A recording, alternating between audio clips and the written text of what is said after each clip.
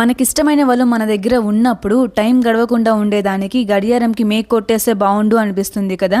Same నాకు కూడా అలానే అనిపిస్తుంది. నువ్వు నా దగ్గర ఉన్నప్పుడు అండ్ నా చుట్టూ ఎన్ని ప్రాబ్లమ్స్ ఉన్నా కూడా ఒక్కసారిగా కళ్ళు మూసుకొని నవ్వుతున్నప్పుడు నీ ఫేస్ గుర్తు తెచ్చుకుంటే చాలు, నా మీద ఎలాంటి భారం లేనట్లు అనిపిస్తుంది. దేవుడు నా దగ్గరకు వచ్చి ఏదైనా ఒక కోరిక కోరుకోమంటే నువ్వు ఎప్పుడు నాతోనే ఉండాలని కోరుకుంటా.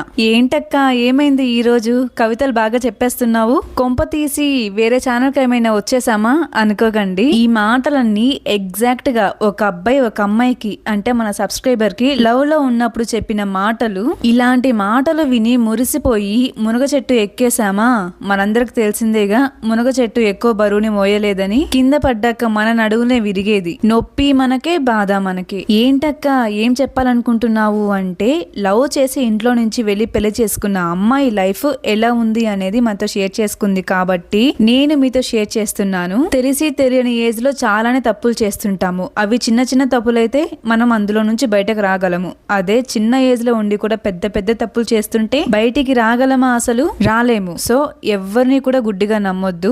అది లవ్ లో అయితే అస్సలు నమ్మొద్దు. ఒక్క చిన్న మిస్టేక్ చేసినా కానీ లైఫ్ లాంగ్ బాధపడాల్సి ఉంటుంది.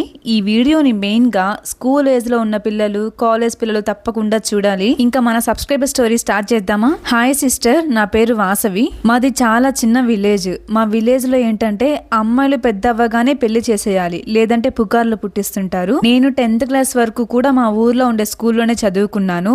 ఇంకా ఇంటర్ ఇవేమీ మా ఊర్లో లేవు. అందుకని చెప్పి మా ఊరికి దగ్గరలో ఉన్న ఇంటర్మీడియట్ కాలేజ్ లో జాయిన్ చేశారు మా పేరెంట్స్. అయితే ఊర్లోకి ఎలాంటి కాలేజ్ వ్యాన్స్ రావు. అందుకని చెప్పి నేను సేఫ్ గా కాలేజ్ కి వెళ్లి సేఫ్ గా ఇంటికి రావాలని ఒక ఆటో మాట్లాడారు మా పేరెంట్స్.